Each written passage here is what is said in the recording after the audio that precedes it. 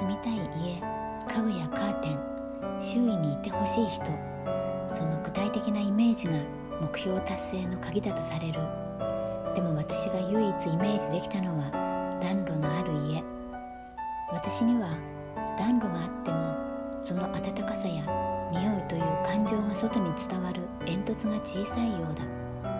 心を開き人に届く道、人が入ってくる入り口を作ることが大事。4月の桜。